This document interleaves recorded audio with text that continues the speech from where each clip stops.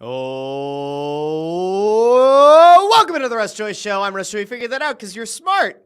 It's also the name of the show. Good afternoon. It is a marvelous day, a wonderful Wednesday here on the Russ Joy Show.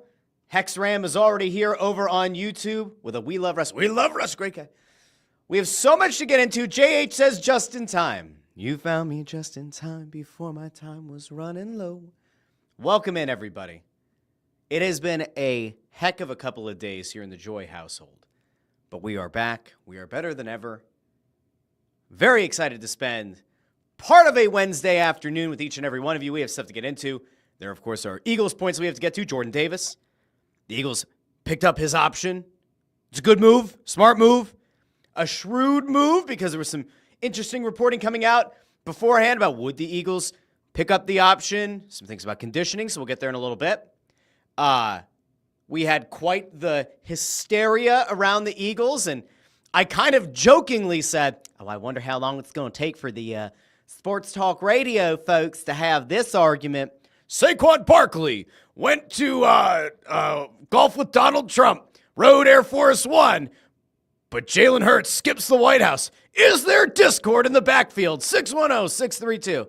And sure as shit, it happened. Of course it had to happen. So we'll get to that at some point on today's show as well. And let's see. Sometimes you just gotta go to that sweet spot. You gotta go to the easy news of the last couple of days. There is growing speculation that Rick Tocchet is going to be the head coach of the Philadelphia Flyers. There are some who believe that Mike Sullivan is going to get a legitimate look. There are more openings that have come across the NHL. There's just a lot going on in Philadelphia. And so we're going to get to all of that on the show today. But I do want to go out, say hi-de-ho to the fine folks. I'll give you a little update here real quick. Andrew Fawcett says, Russ, good day, Mr. Joy. Hope the family is well. I owe you a message back, by the way. I do. I realize that I do. Allison L. asks how the 2-year-old is. So this is where we go to the slightly serious note, and I guess like the positive. Here's really the real quick positive. So if you follow this show, which we're nearly at 1,000 people, nearly 1,000 subscribers to the YouTube channel, which is awesome, and I do truly appreciate it.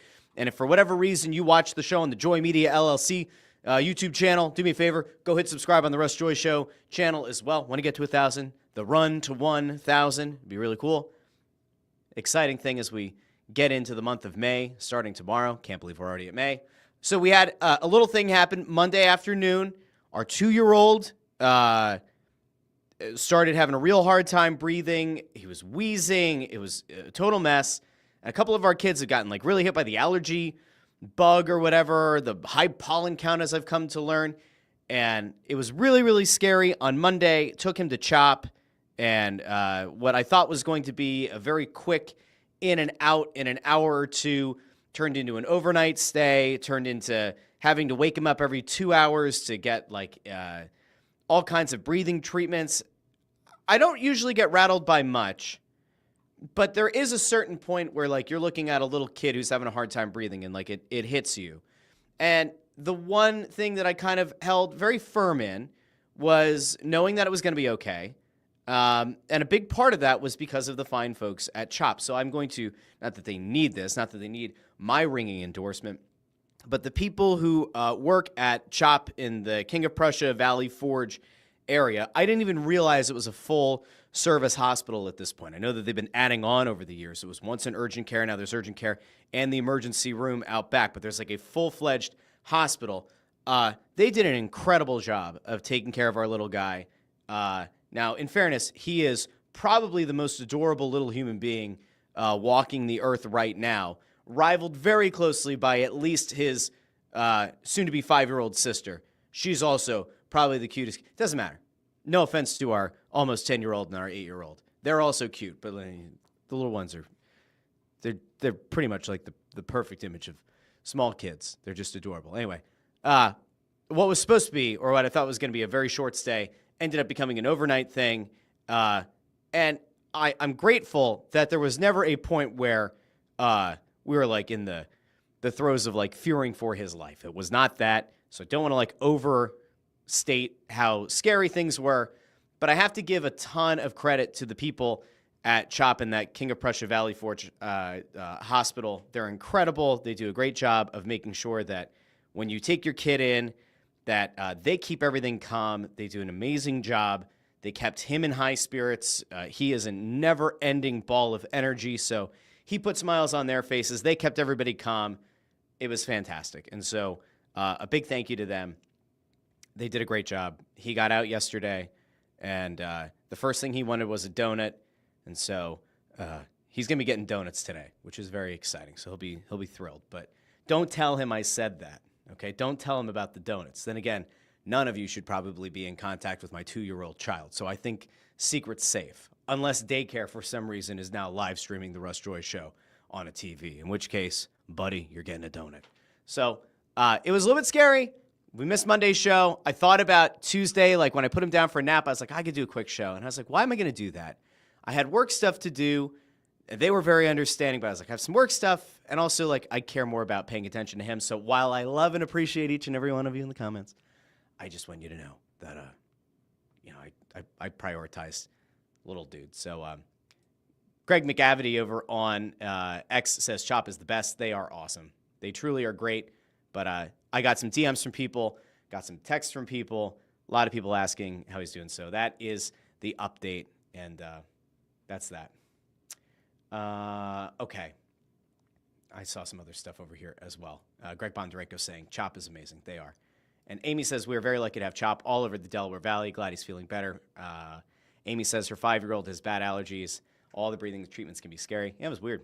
It's just a wild thing. I happen to be the one that has the bad allergies and asthma, and unfortunately, it seems like our 2 youngest ones, for whatever reason, who have never had allergy issues before. I mean, listen, if you have kids, what I can tell you is that the CHOP respiratory doctors, respiratory specialists, said that apparently the pollen count's super high and that they're getting more and more kids in that are having these, like, respiratory issues because of this, like, strain of pollen or whatever. So I guess my recommendation is if your kid starts wheezing, obviously seek medical help immediately. Just prepare, because it seems like the allergy stuff, it is significantly bad this year. As soon as I go outside, like I'm not feeling great this year, but it ain't about me. It's about the little ones. So Ford says, I have horrible allergies, Flonase, albuterol, Claritin. It's horrible. Lack of rain makes it worse. Agreed. Anyway, I didn't want to, like, upend the entire hype of the show today because, as JH said when we first started going here, I was extra plucky today. I am very plucky, and I'm very excited about being back at the microphone. Now, Kevin asked, if WIP hired you, would you take calls using that voice? I don't know which voice we're talking about. The running joke over with the Crossing Broad staff, Kevin Kincaid, is convinced that the only reason I do this show is as an audition, which is inaccurate. I have far too many things going on in my life.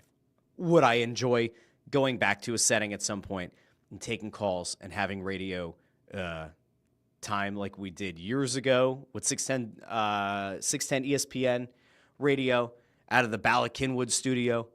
That was fun. I'd probably enjoy doing something like that down the line. Eventually, someday, maybe. But life is very busy right now. 4 kids, a loving wife. Things are busy around here. Anyway. There are a lot of things to get to, so we're going to get to them. And I see a bunch of people kind of surfacing a lot of the things that we do want to get to today. Now, I've had this idea of, do we start with, like, the simple thing? Do we start with the very not confrontational, the non-controversial thing?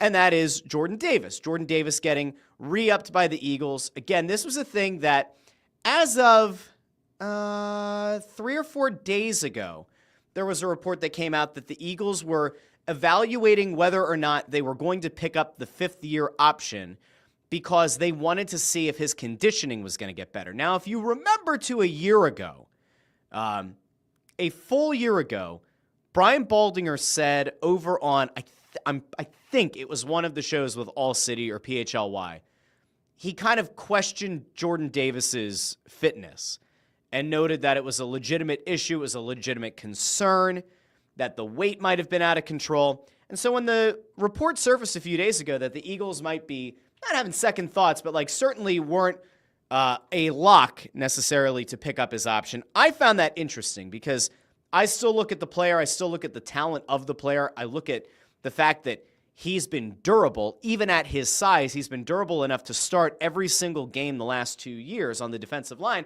And I said, to me, it's kind of a no-brainer, but I understand if the Eagles want to throw a condition on there, and do they somehow include like a health clause in them picking up this fifth-year option. Now, in fairness, to all reports, it does not seem like there was any reworking. There were no additional clauses added in. One would think that when the team goes to the negotiating table with Jordan Davis and his agent, it could be this offseason, it could be through next season, it could go into free agency a year from now.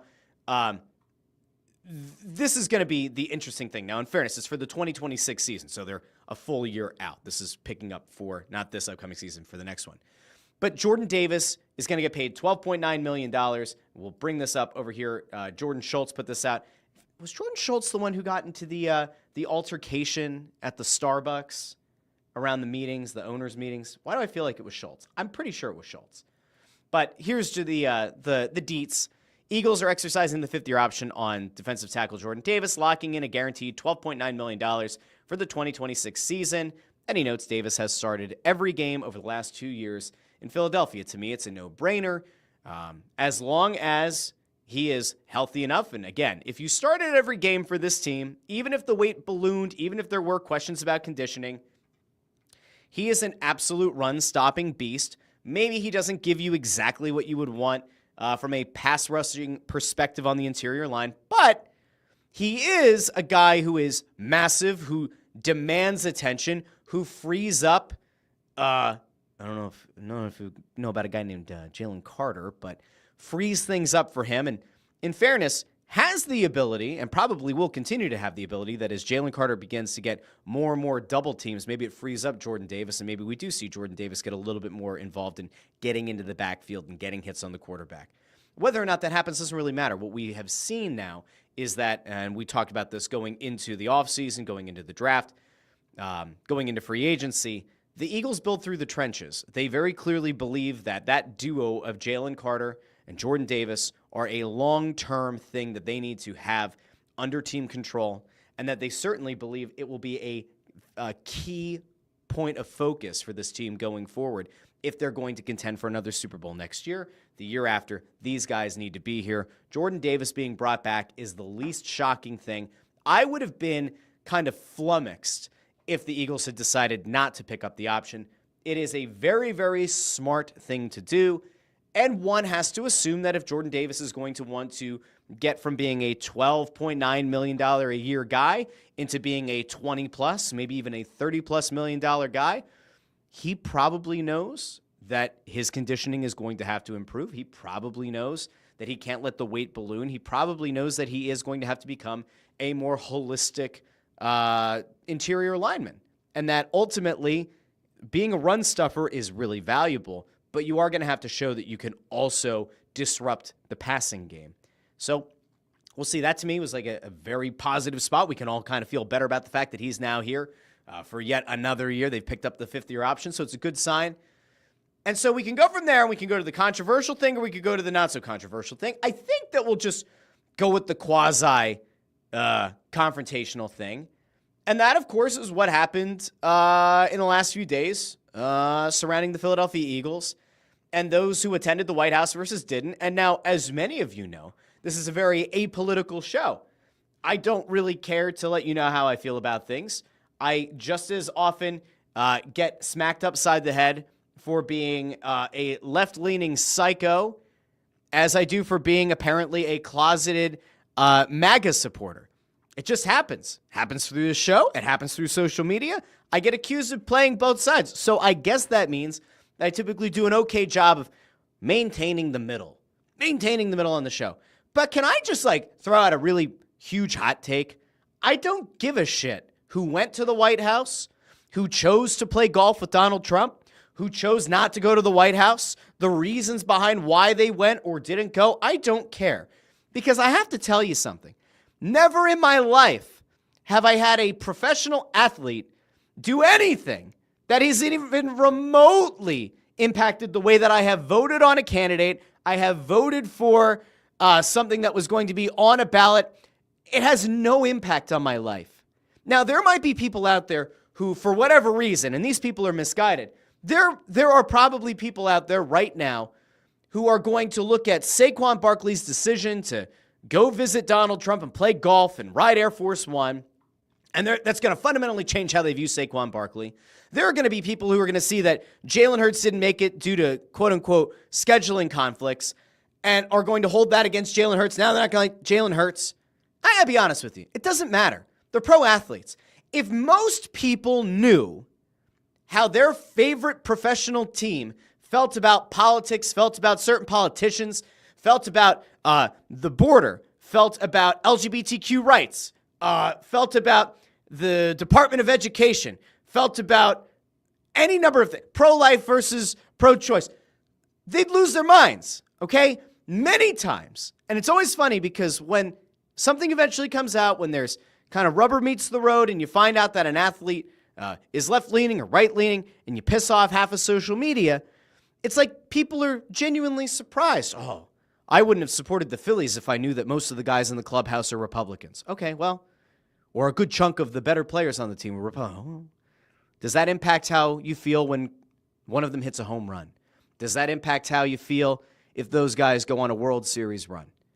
Now that you know which players didn't go to the White House, does that mean that you're no longer going to cheer for Jalen Hurts if he scores a touchdown? Or if he leads the Eagles back to a Super Bowl? Or if he wins a Super Bowl MVP? Does that change how you feel about Jalen Hurts going forward? If this season Saquon Barkley goes out and rushes for 1,300 yards, finds the end zone 15-plus times, the Eagles win 14 games, they go on another deep run, maybe even make it back to another Super Bowl, are you not going to cheer for Saquon Barkley now? Are you going to forever be traumatized by a picture of Saquon Barkley sitting next to Donald Trump? Is that going to fundamentally change how you enjoy Sundays? Now, if it does, that's okay. I guess you can feel like that's worth it. Maybe it is to you. But I think you'd be misguided. A professional athlete shouldn't be the one to tell you how to feel about issues or how to feel about things. They don't matter. They play a game. Now, they could be good human beings, and some of them might do charitable work. Some of them may sit down and do really good things for kids through the Make-A-Wish program. There may be some who donate their time or dedicate their time to the Boys and Girls Clubs and to other worthwhile charities and endeavors. And whether or not they're Republicans or they're Democrats, it doesn't matter. They still spend their time meeting fans and doing the right thing. That's the kind of stuff that you should evaluate a professional athlete on. Shouldn't be whether or not they golf with a sitting president. Shouldn't matter if you like that president or you hate that president with every fiber in your being. It shouldn't matter if that player decides not to go attend the White House, whether it's a scheduling conflict or because they fundamentally disagree with the policies being implemented by the current presidential regime. None of it matters. Now, again, if that is something that you absolutely are diametrically opposed to, if you are so stuck in your own head about my professional athletes have to have the same views that I do in order for me to support them, more power to you. I think you're incredibly misguided, but more power to you. But to me, it wasn't much of a controversy. And I thought that a lot of the controversy that was going to come out of it was going to be a mostly bullshit talking point. And in fairness, that is what ended up happening. And if you went on social media, your platform of preference, chances are you saw people saying that they will no longer support Jalen Hurts because he was not at the White House. And I can certainly point to many instances of people saying that they are not going to cheer for Saquon Barkley and that they are now out on Saquon Barkley because he golfed with Donald Trump. And in fairness, I could take this a little bit more macro. I could take it out of the sports world. I could take you to somebody who's very long been a left-leaning guy, if we're being fair, and we're going to just call it left-leaning, and Bill Maher recently got, crucified. Well, I shouldn't say that. It was close to Easter. He got raked over the coals in recent weeks because he went to the White House because he and Trump have a mutual friend in Kid Rock, which feels insane. And Maher went and met with him and then went on Real Time and offered his thoughts on how the human being Donald Trump interacted with him versus the guy that you see in the public light. And he's since, in the weeks that have followed, gotten ripped on his own show by people who are guests on his own show. I guess all of this is to say I've somehow gotten very preachy on it. I don't give a shit what an athlete thinks. I honestly don't give a shit what a comedian thinks. The values that you hold as a human being should be yours to have. And if you choose to Now take the enjoyment of the thing that's not supposed to be political, sports, and you allow that to affect how you root for your favorite team. You can do that. I just think that it's probably not a great thing to do. And it really shouldn't impact whether or not ball goes across the goal line and we cheer together as an apolitical group known as Philadelphia Eagles fans. That's all. Okay, now I've finished my preachiness here. Josh White over on YouTube says, how dare athletes support our government officials? Let's see. I saw some other stuff popping up over here as well. Ford has the thing about Les Bowen that we'll get to in a second. Amy says, this was the most predictable non-controversy ever. JH says, what are you talking about, Russ? I only live my life based on what professional athletes tell me to do. Still waiting to hear back from G about what I should have for breakfast 3 weeks ago. Let's see. Amadeo says, oh, the horror that an athlete doesn't share the same opinion as you. Ford says, Jalen Hurts can do whatever he wants. Free country. Barkley can do whatever he wants. Free country. People can feel however they want. Free country. Les Bowen can write what he wants to, as dumb as it was. So I actually will get over to the thing about Les Bowen. And Mr. Twitster here says, I disagree with Robert De Niro on some political issues, but I'll be fucked if I'm going to stop loving him in Goodfellas. There you go. Tony Louis says, I usually take a poll for my favorite athletes and celebrities to decide on who I'm voting for. I mean, in fairness, if you go back to the last election, right, like there were a lot of celebrities, a lot of musicians, a lot of big name people who did not support Donald Trump, and ultimately it didn't work out, or at least it didn't work out the way that I'm sure Kamala Harris's campaign would have wanted it to go. And friends, like, again, I don't really give a shit. There are people in the comments right now on YouTube, Facebook, and X who are Republicans, who are Democrats, who are Libertarians, who are Independents, and I love them all equally. And none of them could impact my thoughts or my beliefs. It's pretty simple. All right, anyway. There was a Les Bowen controversy that came out. And then I saw that Nick Cale, formerly of 97.5 The Fanatic, who now is or has been over on 1210, right, WPHT for, I think he's in a multi-year run now as a conservative talk radio host.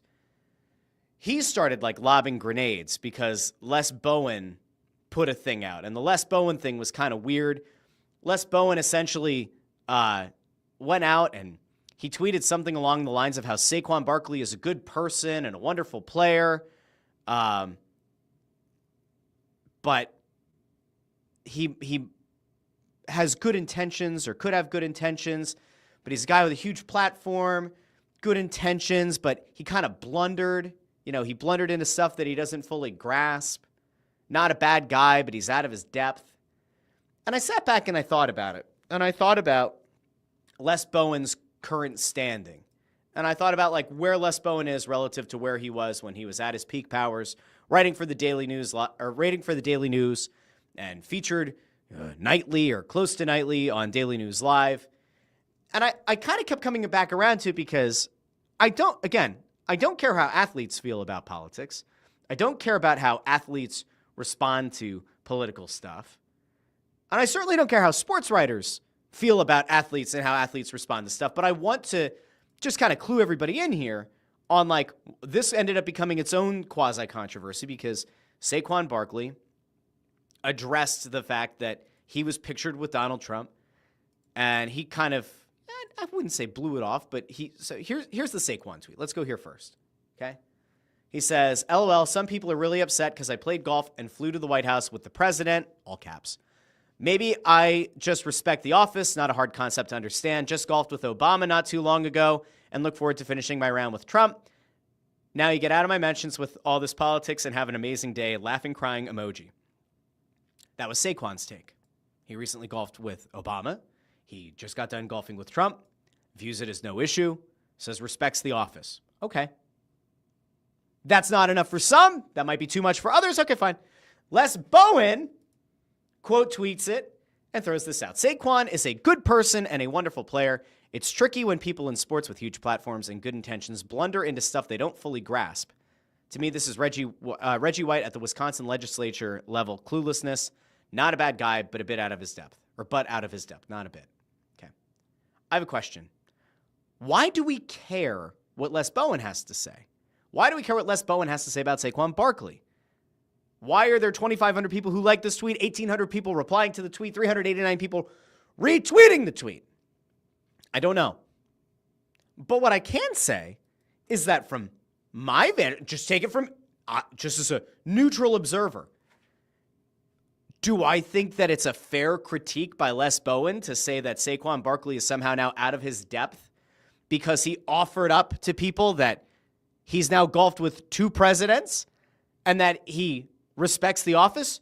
No, I don't think that makes him out of his depth. Now, there have been people, and I mentioned Nick Hale a little bit ago, as being somebody who took issue with what Les Bowen had to say. There have been some that have taken the opposite stance or have taken the stance here that Les Bowen, as an older white dude, very clearly critiquing a younger black dude about how he feels about politics or about a sitting president, is probably not a place that he should go. And the fact that he's kind of saying he's out of his depth and clueless is not a great look.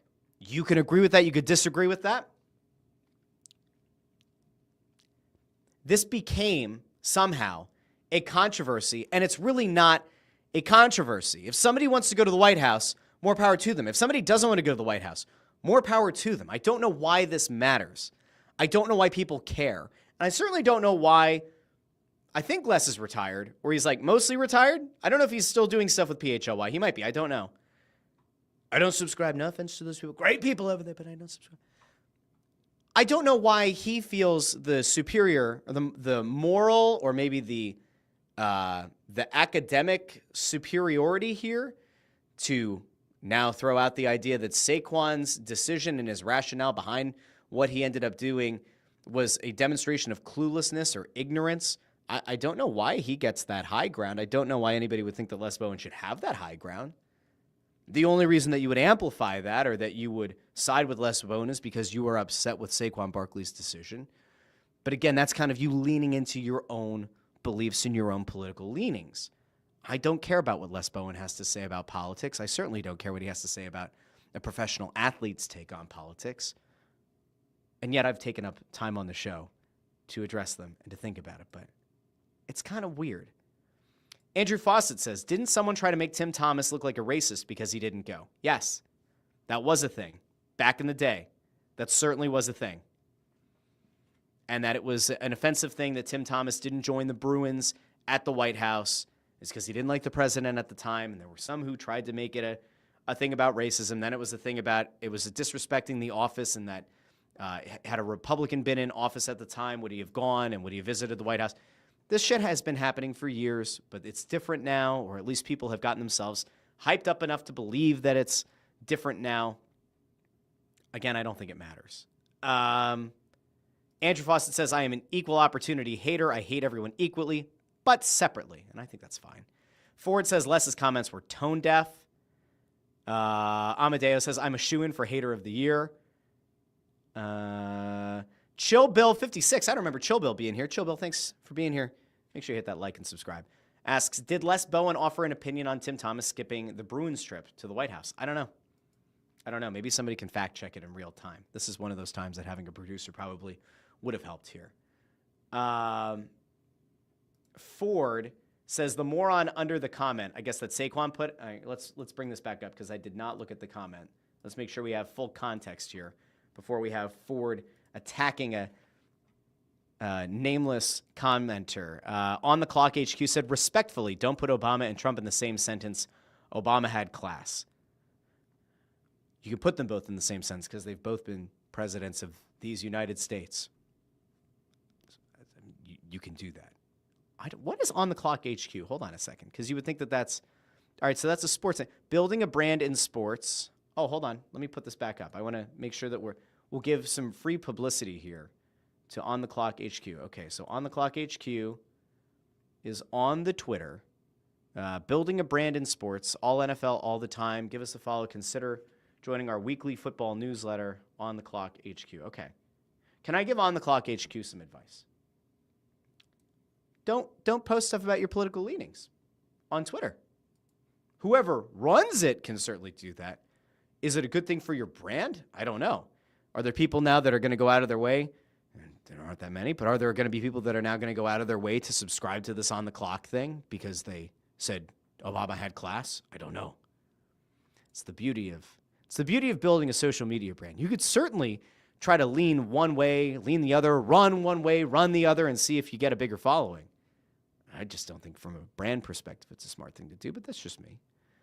Ford said that moron under that comment on the clock, HQ, said the thing about not putting them in the same sentence. This is the problem. It's the office. I'd visit the White House too if invited. I have to tell you, presidents for me, it kind of is what it is. They don't, I've yet, I think, in my life to have a president that I have universally loved. Yeah, I have not had one that I've universally loved. If I were doing anything of value and got invited to a White House over the course of my, let me think. So there was H.W. when I was little, right? Clinton when I was in elementary school. Makes some of you feel old. There was W, and there was Obama, and there was Trump, and there was Biden, and there was Trump again. If any of them had invited me to the White House because I was doing something of value, I would go to the White House. Doesn't matter if I agree with them or not. It's the president of the country. You go. If you're Saquon Barkley, this is the other thing. We don't even know how Saquon Barkley feels. I also don't need to know how Saquon Barkley feels. Did Barkley vote for Trump this time? Did he vote for him the first time? Did he vote for him the second time? Did he vote for him this third time he's had the opportunity? Did he vote for Biden? Did he support Harris? Did he donate to either campaign? I don't care. Does it affect my way that as a fan of the Philadelphia Eagles that I would cheer for Saquon Barkley on Sunday? No, it doesn't. And if he came out and said he hates Donald Trump but he respects the office, it doesn't change how I feel. And if he says he loves Donald Trump, it doesn't change how I feel about Saquon Barkley. None of it matters. I just don't get it. I don't understand why people get this worked up. You know, call me crazy. This is it. Amy says, comments like that on Twitter draw attention and make money. Social media wants your attention. Here's the problem, though. That tweet, right? So that account has 167 followers. That tweet itself has 17,000 likes. The guy who said, don't put the two presidents' names in the same sentence. 167 followers, 17,000 likes. That person's not going to make any money on that tweet. And they had like a really fun moment there where they had a tweet kind of go viral in a way, a reply go viral in a way, and yet it doesn't matter because it didn't help their following. I don't know. Maybe could there be a newsletter? Do you get a football newsletter that should just lean incredibly left? Maybe they could be like the first one to find success doing it, or could lean incredibly right and find some success. I don't know. All right, I'm done. I'm going nuts. Amadeo says, it'd be hilarious to see Russ do his Trump impression at the White House. Listen, there has to be a time that I'm somewhere remotely close to Trump, and I can Trump at him, you know? Saquon, we love Saquon, don't we, folks? We love Saquon Barkley. He's, quite frankly, the better of the Barkleys, folks. We've had many Barkleys. There was Charles Barkley. He was very good rebounder. Never won a title. We had Matt Barkley. Didn't we love him? He was a great backup quarterback. We had Matt Barkley, and we have Saquon. We love Saquon. He's a great guy, unless he doesn't like me anymore, but I think he does. He likes me a lot. Jalen Hurts. It hurts my feelings that he didn't come to the White House, but we're going to still cheer for him, and we love the tush push. Actually, the funniest thing to come out of the White House was Big Dom being the first one from the Eagles to talk. That was funny. I think Trump said that he supports the tush push.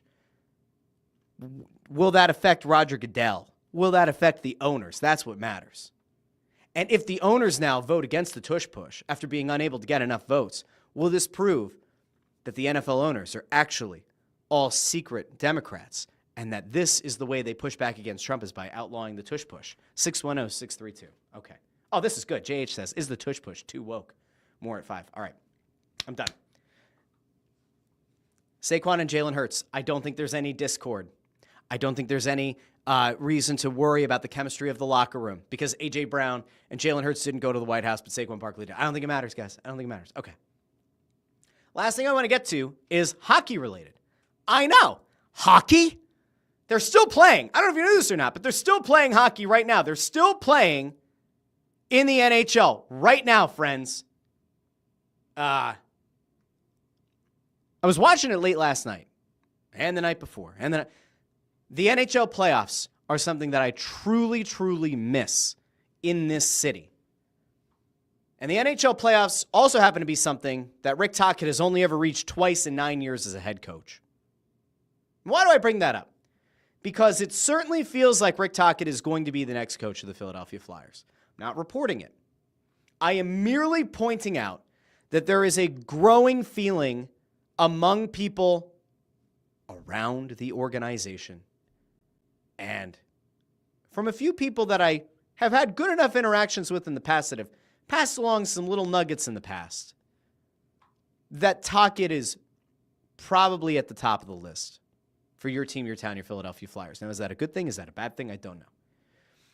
2 playoff appearances in 9 years. One of them, if I remember correctly, was like a weird bubble team. It was like a weird Arizona bubble team. So I don't know if we really count that. But they made the playoffs. Now, in fairness, hard to evaluate a coach who coached out in Arizona. Hard to evaluate a Vancouver team that imploded this year and that had 2 of their best players in Elias Pettersson and JT Miller kind of take a spat public, and that there had been some rumors that there may have been a scuffle of sorts behind the scenes. It's kind of hard to evaluate that as well. Tocchet was well-liked in that organization. It seemed like their ownership was trying to woo him with a contract that was higher than anything they've ever offered to a head coach in the past. Tocchet is not a young guy, but he's not an old guy. 61, I believe. I'm not anti-Tocchet being the coach of the Philadelphia Flyers. In fact, it might end up proving to be the kind of guy that you need to be behind the bench for the Flyers. But I find it at least slightly concerning that there has been nothing reported by any of the people who are plugged into the organization or from any of the people who consistently covered the team on a beat writer basis. No one right now seems to have a real read on what the Flyers are doing at head coach. Tocchet right now is the name that has been floated many times, and a big part of why Tocchet to the Flyers was thought to be a very good chance of happening is because he's very good friends with Keith Jones. There, of course, was the press conference that Vancouver did a couple of weeks ago where they said, while they were negotiating with Tocchet, you can make him an offer, but it's kind of hard to get him to say yes when his mind is somewhere else, and a lot of people took that to mean the Flyers. But there was an added element of, oh, that's interesting, and that, of course, is that Pittsburgh fired Mike Sullivan, and Tocchet could maybe consider going to coach, although it is at the end of their respective careers, going to coach Sidney Crosby and Evgeny Malkin. The Rangers' job is a really attractive one for any potential head coach. That is the most Stanley Cup-ready team. You have an incredible netminder in Shesterkin. You have a number of younger guys and veteran players that are very, very good. That is a team that many thought was going to go on a potential cup run this year. You could pretty much go into that job, and yes, there were some toxicity issues, and yes, there is a legitimate question to be had of why Drury survived, why ownership didn't get rid of the GM in addition to the head coach, why Lavi ended up seeming to be the fall guy. But that Rangers job is probably the most attractive one. The Pittsburgh job is attractive. The Flyers job, in fairness, mostly because of Matvei Mishkov, or at least a large part of it due to Matvei Mishkov, is an attractive job. The Ducks job, I don't think is that enticing of an opening. The Kraken job, don't know if that's really that enticing. If Tocchet wants to stay out west, all right, Seattle's job maybe is a little bit interesting. But here's the problem. There are people who want David Carl to be the coach of this team, right? Guys had a lot of success at the national level, had a lot of success with Denver as a college coach. And there are people who want to throw all the money in the world at David Carl, and they will not be happy unless David Carl is the coach of the Flyers. And I think that there is a 0.00000% chance of David Carl coming to Philadelphia. I don't see it. Everything that I have heard around people who are at least relatively familiar with the guy or have followed this guy through his coaching career, the Flyers' job just does not seem to be the kind of thing that he would want to uproot his life for, uproot a family for, to come out east where you have no guarantee of a long-term commitment from a team. I just don't see it. If I'm David Carl, and I want to take a job in the NHL, it's in New York. Like, why would you, just in fairness, why would you want to take over a rebuilding Flyers team or a rebuilding Ducks team or a pretty good team in Seattle or take over an aging or very aged at this point Pittsburgh team when that Rangers job is available? And by the way, David Carl doesn't have to leave his current role. And there will be teams next year or even throughout this regular season as they're lobbing off the heads of coaches in the NHL. There are going to be other openings that are going to come available. And if you are David Carl, why would you leave a comfortable existence simply for the money and no real long-term guarantee? Why would you do that? Why would you come to Philadelphia for that? I don't think it's going to happen. It really very much feels like Tocchet's job to lose.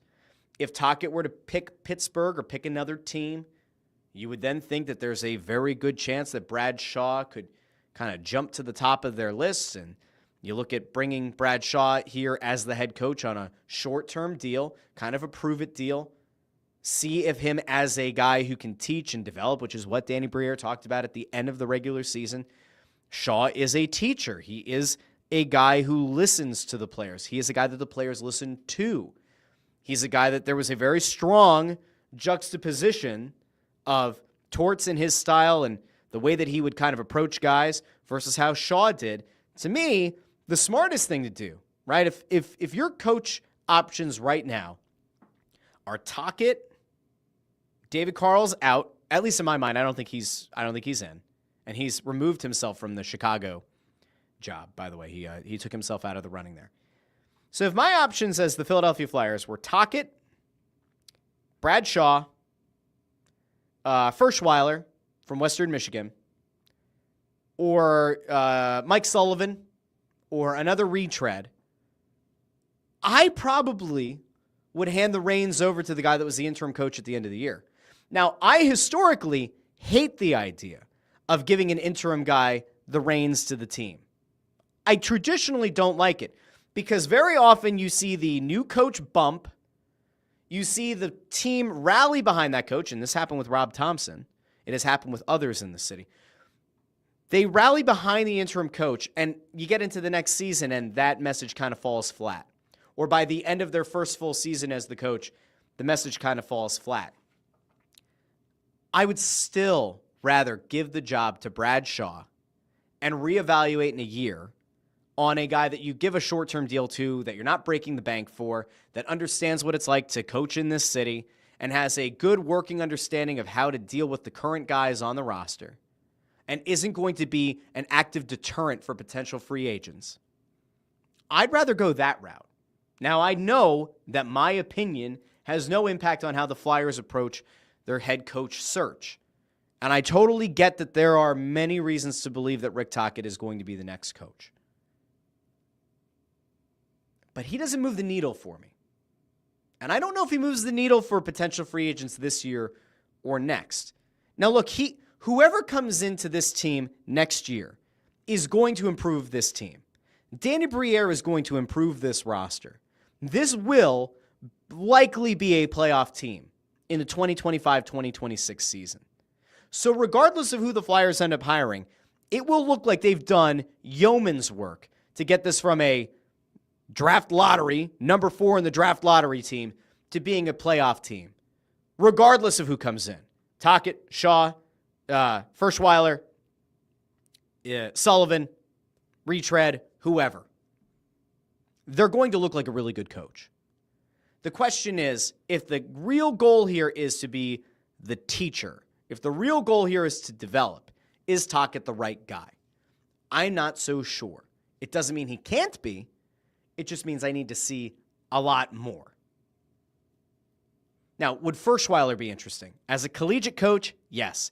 As a collegiate coach who's had a lot of success, yes. As a guy who understands the mentality of the young, modern player, he would be interesting, and he would kind of fit the mold of being somebody who fits that teacher role. The guy that I really am not interested in, and while I'm not like going batshit crazy and like going head over heels for the idea of Tocchet being the head coach, one guy that I'm not interested in at all being the head coach of this team is Mike Sullivan. And I was going to get back to a whole bunch of people on Twitter, and then my kid ended up in the hospital, so forgive me for not firing back, I guess. But, like, Mike Sullivan doesn't even remotely move the needle. In fact, Mike Sullivan taking over this job, taking over this team, would actively piss me off. Because while there are people who point out the fact that Sullivan has had a lot of success with Pittsburgh, his message eventually kind of fell on deaf ears. And yes, we can look at Pittsburgh the last few years and say that Hextall certainly didn't help things. And they certainly haven't done a very good job of retooling that roster to get the most out of an aging Sidney Crosby and an aging Evgeny Malkin. But I can also look at the fact that Sullivan had a lot of success with that team built on the backs of a much better and younger Sidney Crosby and Evgeny Malkin. We haven't had to see what kind of coach Mike Sullivan can be with a largely underwhelming roster that doesn't have generational talents on it. It doesn't mean that he's not a good coach. And there are people who believe that what Mike Sullivan showed at Four Nations is enough to make you really believe that he is still a great coach. I'm just not positive that that's the guy I'd go after. Oh, by the way, it should go without saying, but Mike Sullivan and John Tortorella are very close. So much so that before Torts got shown the door by the Philadelphia Flyers, there was rampant speculation that perhaps Torts would have moved aside so that Mike Sullivan could have taken over behind the bench and gotten his friend that job. Do you think that given how unceremoniously John Tortorella was kicked out the door, that now his old pal Mike Sullivan is going to say, yeah, you know what, I want to go work for that organization? I'm not so sure. Now, if we look at what Mike Sullivan has been as a head coach, and let me see if I can pull this up without having the computer meltdown, and there are a bunch of ad networks on the site that I'd like to show you here, but if we just take a look at Mike Sullivan's coaching record over the last few years, all right, you have to take a look at what he's been since the 2015-2016 season with Pittsburgh, because that happens to be the first of 2 years that he led the Penguins to a Stanley Cup, 2015-2016. Let me pull this whole thing up here. Get rid of the ad network. All right, here we go. This is Mike Sullivan as the head coach of Pittsburgh. And there are great results, and there are some really strong seasons. Plenty of seasons going 40-plus wins. But you get outside of the 2 Stanley Cups, which, again, great things. Who the hell is going to argue with a Stanley Cup winning coach? Things didn't get significantly better, right? You have some good years, third place finishes, first place finish in the division, and then you look at the last 3 years. Sidney Crosby has been aging. Evgeny Malkin has been aging.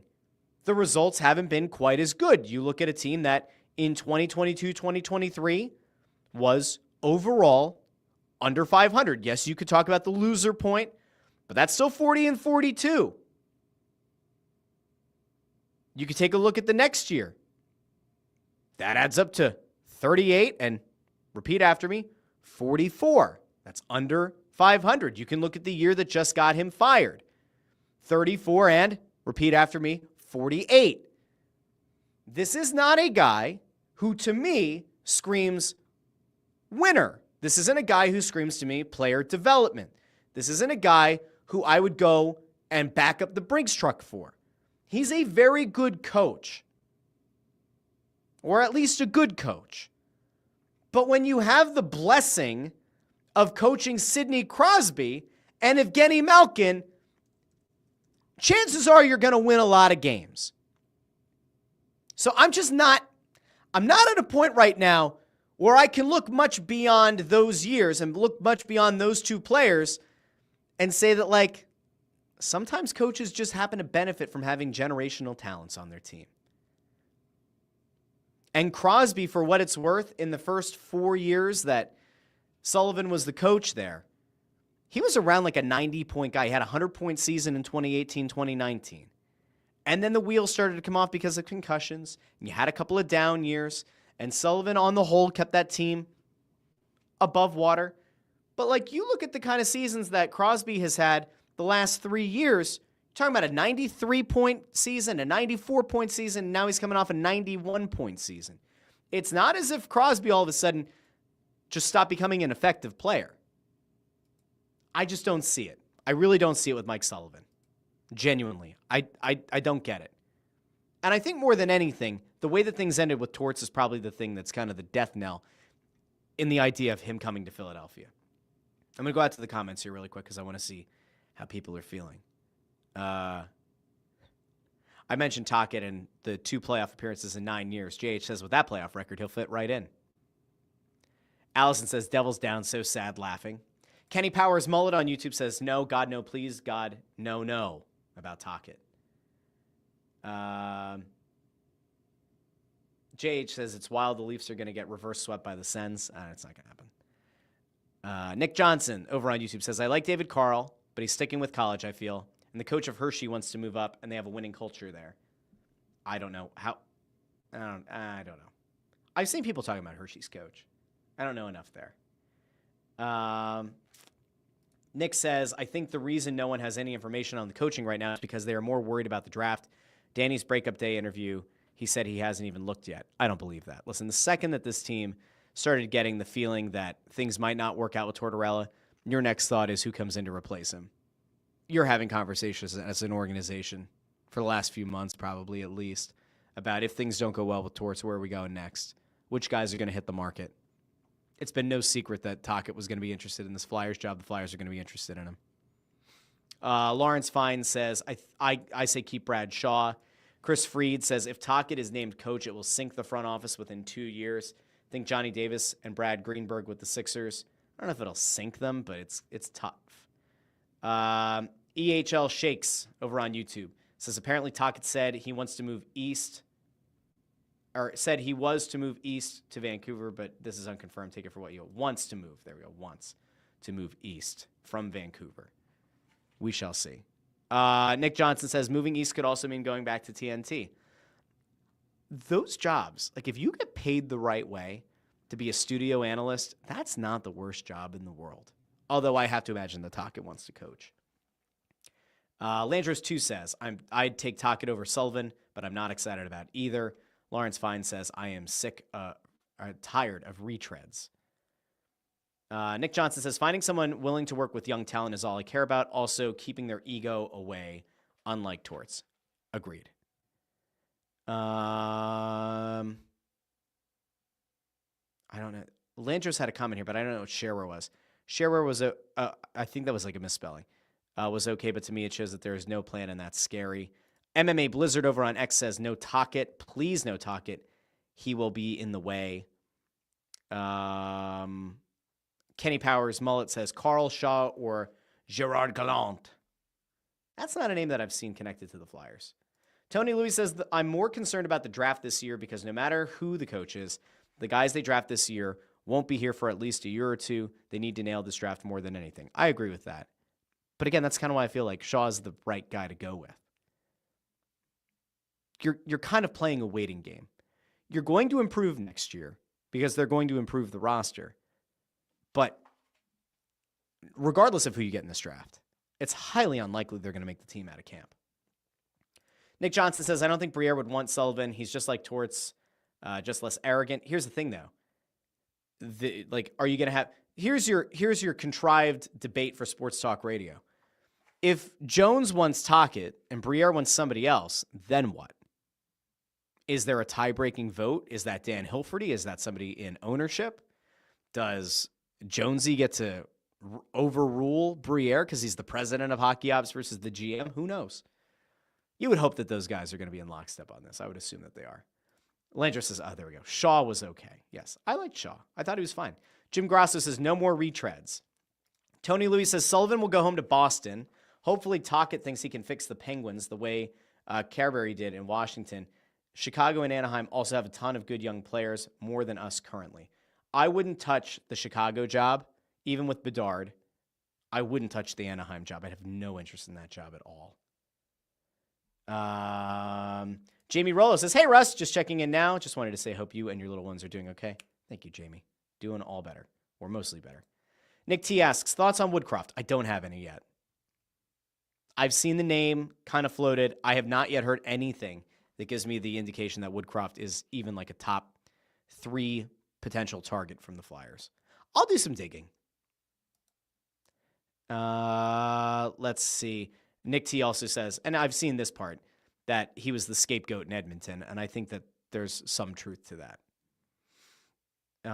Nick Johnson says, if Seattle ends up within the top 6 for a center, Benny and Wright are identical stats-wise. I think York is a nice fit with them for their first, or see if they'll move one of those centers. I don't know if that'll happen. Brian Knowlton over on YouTube says, Todd Nelson. Maybe. Derek Lentz over on YouTube says, could be a name out of left field. Mitch Love, assistant coach with the Capitals, is a name I heard. Young coach as well. He maybe would be somebody that you would see an organization try to give like an associate head coach title to, that it's not really moving you much out of the assistant coach realm, and it's certainly not giving you the full responsibility of the head coach, but does becoming the associate head coach help? Do you, if you're the Flyers, do you bring in a Tocchet and then have this associate head coach who's a younger guy who's going to like learn under the wing of a Tocchet? Maybe you do that. Like maybe that's setting up your contingency plan. We've seen Brad Shaw be the associate head coach under John Tortorella. Now, in fairness, Shaw isn't exactly like the youngest dude, but we have seen them go the associate head coach route. Now, if you're an assistant coach, are you going to actively leave for what is sort of a lateral move and a slightly better title? I'm not sure. Landros asks, will they consider Lavi? I have heard the answer to that is emphatically no. Kenny Powers Mullet says, the reason I say Gallant is look at what he's done with young teams. He seems to get players to want to run through a wall for him, and they say he tells them to play and not be scared of mistakes. Based on that alone, he's probably worth at least a look. I just don't know. I think that we'll get some clarity here in the next week or so, but it has been kind of like oddly quiet on the coaching front. Ford asks, you think we'll discuss the NBA playoffs at all? There have been some actual good games. Knicks, Pistons, Wolves, Lakers. I have been monitoring the NBA playoffs. I haven't watched every single game. Here's some high-level takes, okay? It is absolutely wild to me that the Clippers looked like they were almost a sure thing to move on to the next round, and that it looked like we were going to actively hate ourselves and probably hate Daryl Morey even more because we were going to watch James Harden and Ben Simmons advance to the second round of the playoffs.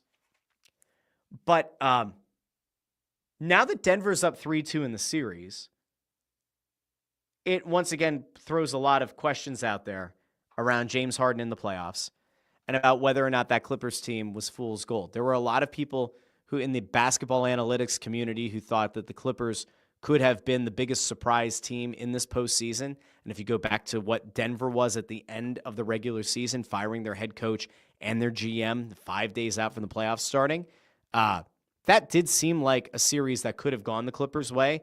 In fairness, probably should have gone the Clippers' way. And now it feels very much like the Nuggets are going to advance. The Clippers, I believe, do the Clippers host Game 6? They do. They host Game 6 tomorrow. I don't see that series. I don't see this Clippers team beating the Nuggets 2 games in a row now. I think that one's pretty much done. I thought it was hilarious watching Doc Rivers lose another series. I am very sad for Dame Lillard because we are talking about a guy who at his age is effectively now done. An Achilles tear for a player of Dame Lillard's playing style and age pretty much means it's over for him. And so now what becomes the most interesting thing, this is like now, I could make the argument right now that while some would consider this selfish or some would consider this to be unfair, Giannis Antetokounmpo should request a trade this offseason. Dame Lillard's career is pretty much done. They've already traded away Drew Holiday, due in part to getting Dame Lillard. Trading Drew Holiday, I think, actually took them further away from being a title contender, and we saw Drew go on to Boston and help them win the NBA title, hoist the Larry O'Brien trophy. So that's its own issue. Milwaukee, to me, just is not a legitimate contender of a team. Now, I get it. They're already out of the playoffs, but if you look at them going into next year, without Dame, this is going to be another team that is going to be largely put all of the weight on the shoulders of Giannis, I'd get the hell out of there. Teams like Houston have a lot of draft picks. That might be something worth considering. Would Oklahoma City, who very much are in contention to win it all this year, could Oklahoma City be a team that trades some young players and a bevy of picks to get a Giannis? I'm not sure that's the path. We know that for a long time, the Knicks have been monitoring whether or not Giannis could become available.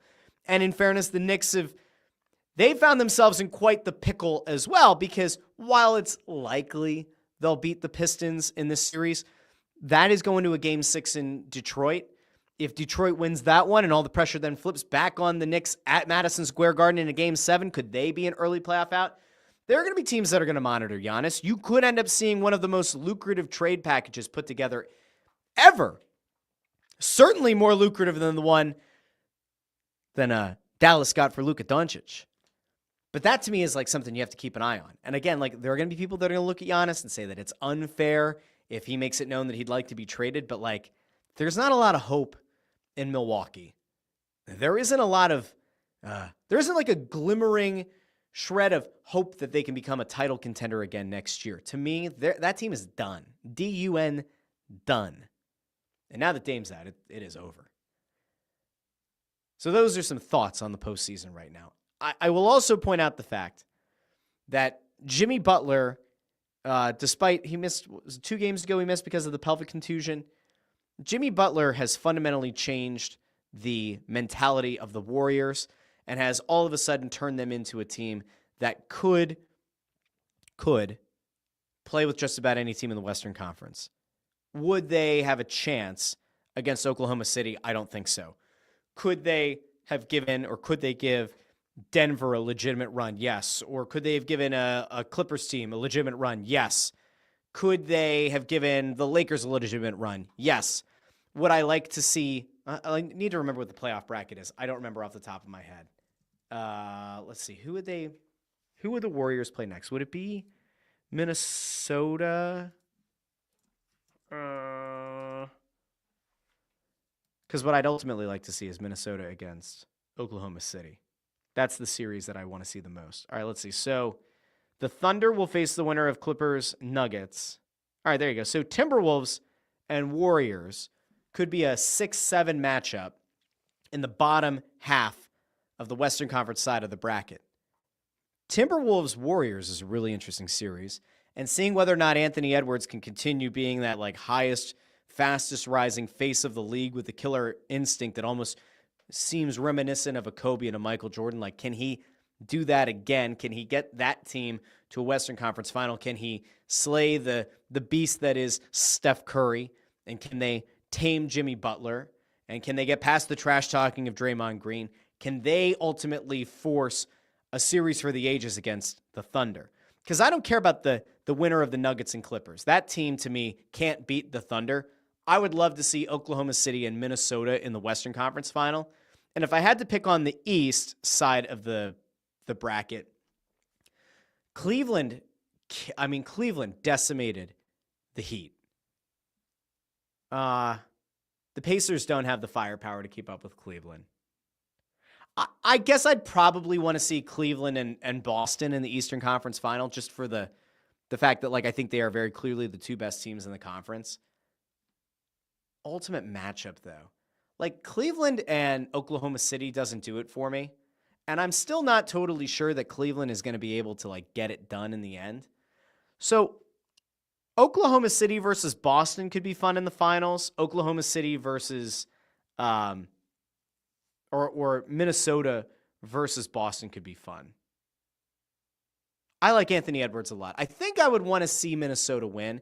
I also have like a fundamental issue with Oklahoma City because the way that the league went after Sam Hinkie and the Sixers for tanking and then turned a blind eye to what Sam Presti was doing in Oklahoma City has never sat well with me. And it's like, oh, Oklahoma City has all these picks and they have all these great players, which came from tanking. It's just a masterclass in how to build a team in the modern NBA. They're doing a lot of what the Sixers were doing when they were trying to tear it all down to the studs and tank and rebuild through the draft. I've never understood how Oklahoma City got away with it, except they're not as big of a media market and a sports market as Philadelphia. That's my thought.